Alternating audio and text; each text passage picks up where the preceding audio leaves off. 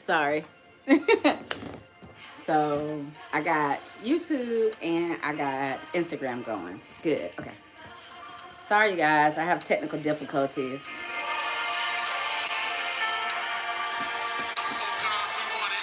We want it now. I don't know about you, but I'm sensing this. Hey, everybody.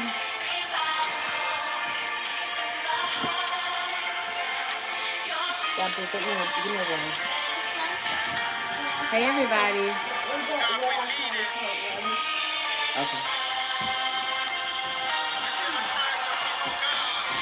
Hey, everybody. Welcome in, welcome in, welcome in. Welcome in. Thank you.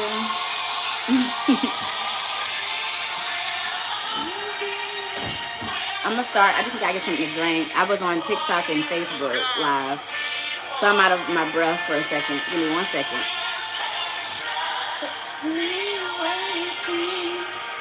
Yeah, that's God. God catch those.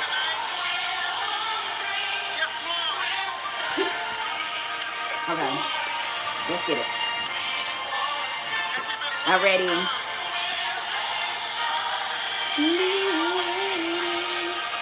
So tonight we're gonna be in the book of First Kings, and the song that I was just listening to was by William McDowell, and it was called "Send the Rain," and it's gonna correlate with what we're actually talking about today. Today we're gonna be talking about the sound of rain, the sound of rain. And just to give you guys a little backdrop of where we actually are, in First Kings, we end up with Elijah, Ahab, and Jezebel. Obadiah was in there too, but for a brief second. So just to give a summation to get us to right where we are, because we're going to be in 18 and we're going to be in verses 41 through 45. So a couple of verses, right? So how many people know about Jezebel? We all know that the old people used to call you Jezebel. She was the wife of Ahab. Ahab found new ways. It literally said that he was so evil that he sought out new ways to be evil. And he married an evil wife who persecuted and killed Christians. She killed the prophets. So much so that Obadiah had to go and hide prophets 50 to a cave. So when Elijah came on the scene, Obadiah met him and let him know, like, you're not the only prophet left. I hid some prophets of God 50 to a cave, but they can't come out because Jezebel, if she finds out, Jezebel would literally kill them. That's what just happened. So he said, go tell Ahab that I'm here. And Obadiah was even terrified of him because he was like, if I go tell Ahab, he gonna kill me. But Elijah stood firm and he was like, go tell Ahab that I'm here. So when he met up with Ahab, he had let him know there will be no rain until I say so. And that might just seem like a little bit, but if you don't have rain, you're going to have drought. And if you're in a deserty situation, you're going to die. So he basically said, I don't care what happened to y'all. Ain't no rain until I say so. Period. So then he went on to kill the 450 false prophets of Jezebel. So now Jezebel want his head. So he's running scared, this, and that. He in the cave. God came and told him, what are you doing here? Then God was in the small, still voice in the cave. So bet. So now we stumble upon him saying that it's about to rain again. So what I perceived from God was, when he said there will be no rain until I say so, he put a curse on the land. And although it doesn't say it per se in the Bible, that's literally what he did. He went and he cursed the land. Ain't gonna rain. Not one drop of rain gonna happen. So when we enter into 1 Kings 18, we enter into him lifting the curse. So let me read you a little bit of where we are. I'm not going to be too long, 15 minutes tops, but I'm going to give you what God gave me. It said in chapter 18, verse 41. It said, then Elijah said to Ahab, go up and eat and drink, for there is a sound of abundance of rain. So Elijah talking to Ahab. He was like, go ahead and eat, go ahead and drink, for there is a sound of abundance of rain. What does the word abundance mean? Abundance is a very large quantity of something. So he says there is a sound of an abundance, a very large quantity of rain. Not just a little bit of rain, but a very large quantity of rain. What do we call those? A storm, a downpour, a torrential rain, a tsunami, whatever it might be. Just know that there is a sound of rain coming, a sound of an abundance of rain coming. Let me keep going with this. He said, and Ahab went up and drank, and Ahab went up and ate and drank, and Elijah went up to the top of the Carmel, the top of the mountain, and then he bowed down to the ground and put his face between his knees, and he said to his servant, go up and look towards the sea. So he went up and he looked. There's nothing, he said. And 7 times he said, go again. Then it came to pass on the 7th time that he said, there is a cloud, as small as a man's hand, rising out of the sea. So he said, go up and say to Ahab, prepare your chariot and go down before the rain stops you. And it happened in the meantime that the sky became black with clouds of wind, and there was a heavy rain. There was a heavy rain. There was some action words in there. He says, go tell Ahab to eat and drink. Be quiet. To eat and drink. Go tell Ahab to eat and drink because there is about to be a heavy rain. I think some people need to know that you're going to have to put some action behind this. It's not just going to be no faith. You're going to have to go up to that mountain. You're going to have to get on your knees. You're going to have to get on your hands and knees and get to talking to God and praying to God to lift that curse, to let that rain fall in your life like never before. He going to give it to you, but are you going to get down and ask for it? Are you going to get down on your hands and knees and say, God, send the rain? He said, do you see the cloud yet? He said, no, I don't see it yet. He said, go back up there again. Go look at the sea again, because I know that there's a sound coming. I know that there's a sound of abundance of rain coming. I know the rain is coming. Go back and look. No, go back and look again. Go back and look again. There is a sound of rain coming. I need you not to give up when you look the first time. I need you not to give up when you look the second time. I need you not to give up when you look again the third time. I need you not to give up when you look again the 4th time or the 5th or the 6th. I need you to know that there is a power in the number 7.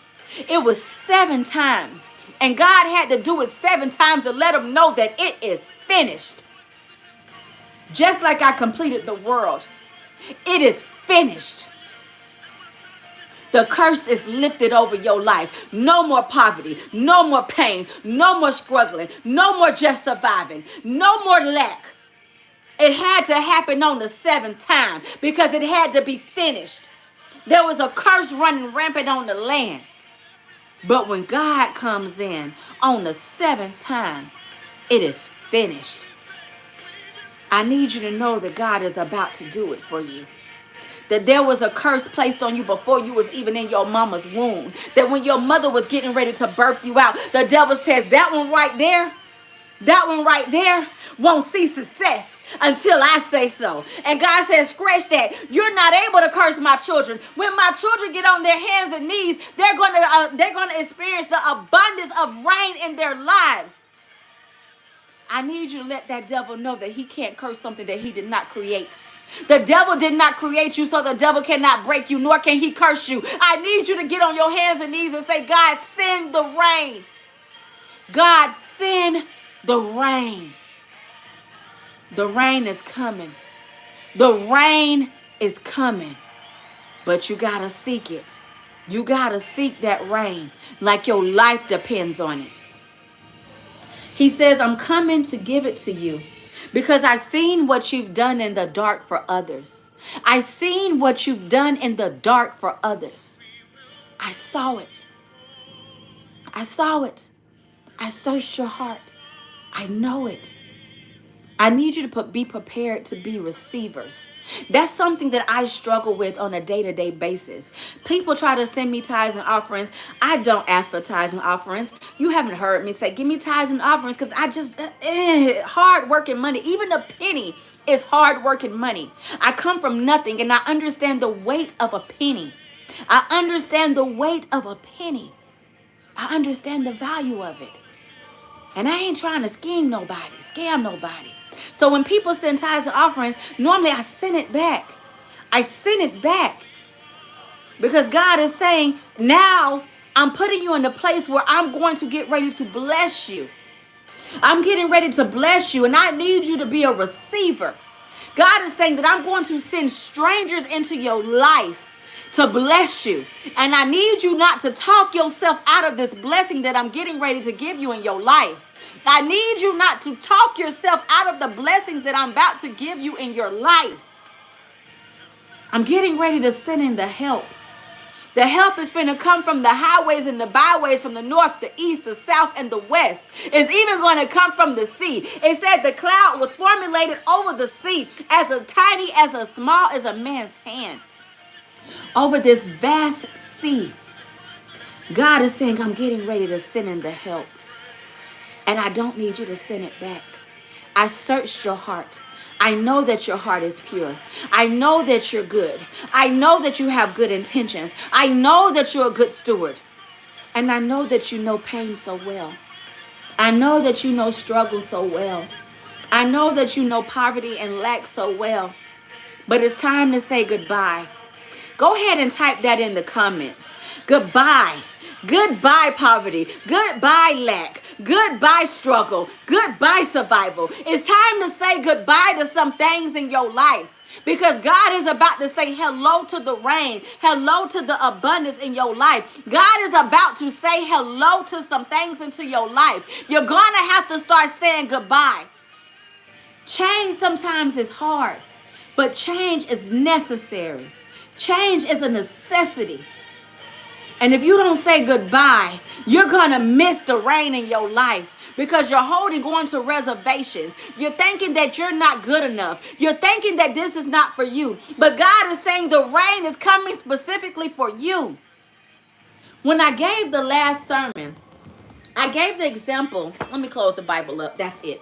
Don't mind my Bible. It's extra used.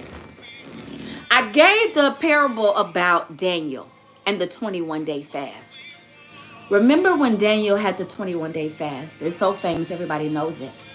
And the angel came down to him and said, before you finish praying, God had already answered your prayer. He had already granted your prayer. But I got held up by the princes of Persia, and I had to get back up. If the angels had to get back up because the devil was so busy trying to stop Daniel's blessing, you don't think that the devil's trying to hold up yours? You don't think that the devil is trying to hold up yours? Daniel prayed and he didn't see the action yet. So he went to fasting. He went to fasting and praying. The angel had to break free and say, hey, Daniel, God heard you from the first time you began to pray. But I've been at war. Don't you know some angels are at war on your behalf right now? So it seems like the blessings are invisible. But God is saying, I know that you need me. And I heard your prayer. And I'm going to answer it as such. But my angels are going to war right now. They're fighting the devil right now. So they can't get to you the way they need to get to you. But know that help is on the way. Know that help is on the way. Daniel couldn't get his blessing the way he thought it was going to come, because the angels was busy going to war on his behalf. The size of your next blessing is being held up by the devil right now, because he's afraid that you're about to break out and become something great. But God says he can't hold it. He can't hold it hostage no more. I sent my angels down to go to war with them. He says, I got a team of angels going to war on your behalf, because the rain of abundance is about to pour out in your life. I hear the sound. I hear the sound.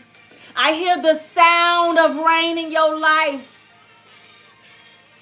There's a prayer that has to be affiliated with that rain. Father God, I prophesy that rain is about to happen to them. I prophesy that rain is about to pour out on your children's lives. I prophesy that rain is about to chase them down. We're searching for the rain, God. We're in search of the rain. And the rain is about to find you. Now, I'm not going to hold you guys up. I just want to let you know to be in expectant mode because the rain is coming. We've been searching, God, and we've been praying. Now it's time to send the rain. I love you all and have a good night. I pray that you guys understood that, and I pray that it was a blessing. But be prepared for the rain to happen in your life. Oh, because it's coming. And if, before I hang up, let me backtrack. Let me backtrack because I just seen somebody say they were tired. Let me say this because in the other one I had to relate to other people. I know what it is to have pain. I know what it is to come from a poverty space. I know what it is to come from a place of no hope. But I also know what it is to have God rescue me. To have God come in and love me back to life. And have God fight the devil on my behalf. I know what it is to be facing eviction. I know what it is to have homelessness, laying under somebody's sofa, laying under somebody's garage, laying in someone's parking lot and still taking up too much space because they know that you're there. So they're angry with you. I know. But I say this to you. You're not invisible. You're not invisible. And when you hear all of these things and the people and the pastors like myself, and they say, the rain's coming, and you're like, I believe you, right? But also, I got an eviction notice. But also, I'm sleeping in my car. But also, I'm homeless and it's freezing outside. But also, I haven't ate in 2 days, and I don't know where my help is going to come from. Also, I'm watching you off of Wi-Fi of a restaurant because my phone it can't be paid. I know. I understand. I've been in all of that. Allow me to be the example of what God can do. I've been in all of those shoes. And I had nothing else to hold on but faith. And I stood on it firmly. And I'm going to be very candid. I used to get mad when I heard those pastors and those prophets prophesy because I didn't see anything happening in my life. And I said, there's no way that they can be talking about me. Then I started changing my mind. And I started saying this. Perhaps they are talking about me. Maybe, just maybe they are talking about me. Maybe they are talking to me. And I start catching and receiving words that seemed impossible.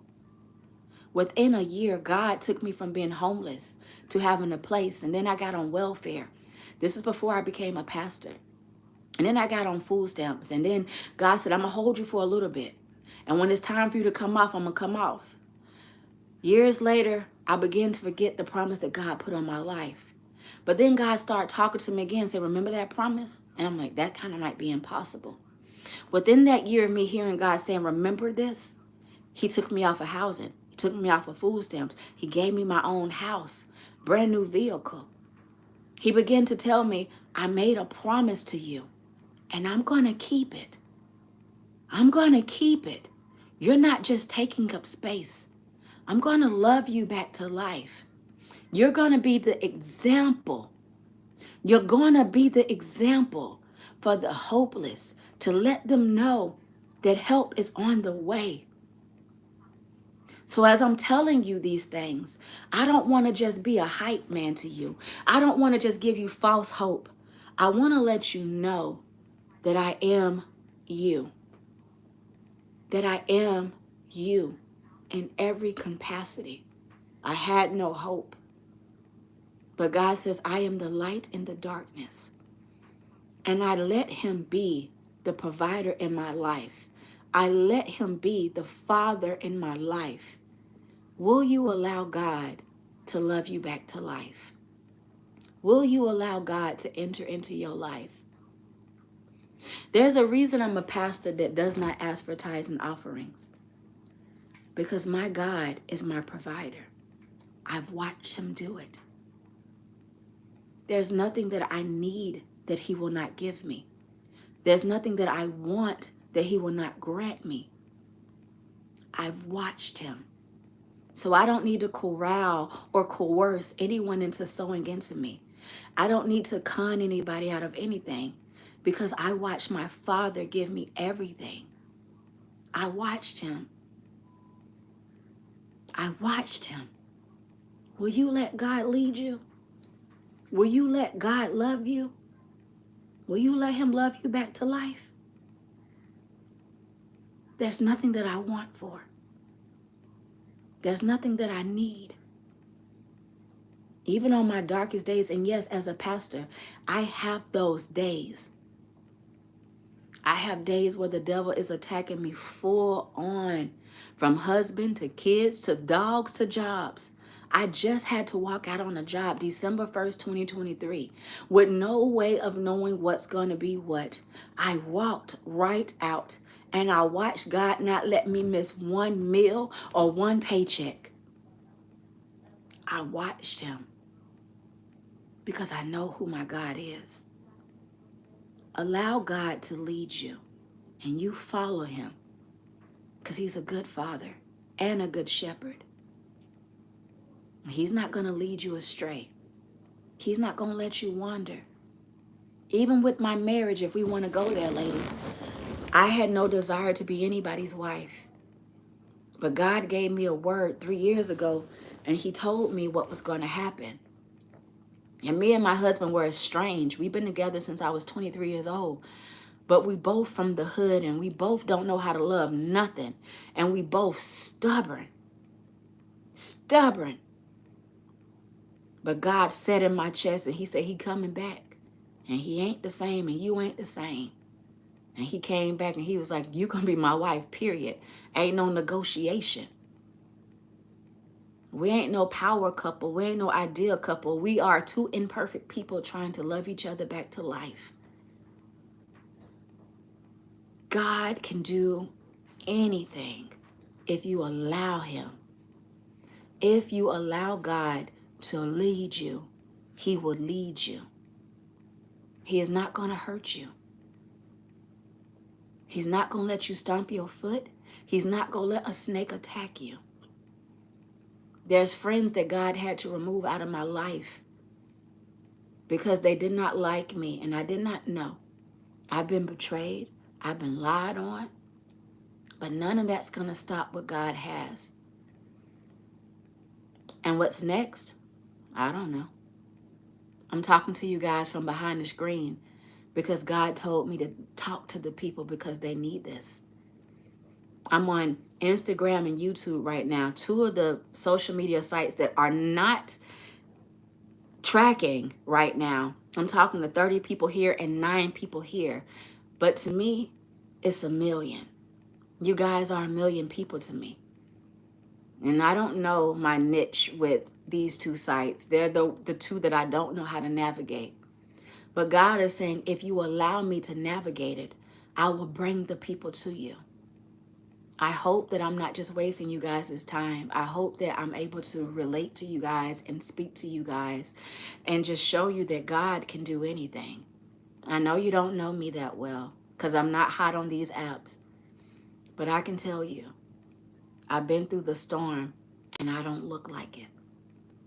And I'm going to leave you guys with this one thing that God gave me earlier. He was talking to me about my life before being a pastor. And if you know my story, I have a book with my life. And it just breaks down everything. And it's a little raunchy because I wrote it before I was a pastor, before I knew where I was going. But I was a stripper. I was a prostitute. I was out here in these streets. I clubbed every weekend. I was in a relationship with my now husband, but I cheated every chance I got because I didn't know how to break these things. I was raped as a child. I was molested as a child. I was out in the street since I was a child. So I didn't know anything about anything. All I knew is how to scheme and connive my way. use a man for anything. That was my story. That was it in a nutshell. But God began to sit on me. And today, as I was talking to him, I said, God, I told these people all of these things. Like, my heart is out in the world right now. I say my heart is open to the world. It's bleeding out loud. And I say it's kind of shameful when I actually say it out loud, but I'm okay because it was what I was and I'm not that anymore. And I began to talk to God about that, right? And then he began to tell me, beauty for ashes. Beauty for ashes. He says, I burnt your past up. You don't look like what you've been through. You don't look like what you've been through. And in fact, you did not let the past define you. You beat the past and you went back and you're telling your story so you can help other people. I say, God, I don't want not one woman or man to be a stripper, to have money thrown at them. I don't want them to be a prostitute, devaluing their body for money, degrading themselves for money. I don't want to be on stages. I've been in video shoots, Bootsy, Webby, all these things. I've been a video girl. I've been the hot one. I've been the star of a lot of them. I've been all of these things. I was a model for 10 years. I was all of these things. I had the Buffy the body. Like, I had that body. I still do, but in a different way. And I said, God, I don't want any woman to sell themselves short. I want them to know that they're worthy. I want them to know that they're valuable. I want them to know that they're worth more than rubies. And I know that we live in a time now where you can share your backside and everybody's going to make you go viral. You can this, and that, and everybody wants to see. Everybody got to see. But you're more than a like, comment, and a share. You're more than someone posting about you on there. You're more than your body. You're more than all of that. You're worth more than rubies. And I didn't know that. Nobody ever told me that. Nobody has ever set me down in my 38 years of living and said, do you know that you're worth more than your body? Nobody has ever told me that. But God did. But God did. And before I die, I'm going to make sure every woman knows and every man knows that you're worth more. That you're worth more. So if I got to preach to 30 people or 12 people, like you guys are a million, each one counts. Each one counts. And I wish someone would have spoke to me like this. I wish I would have had a conversation like this. My life would have been different, but it had to happen. It had to happen. And to my dying day, I'm going to testify.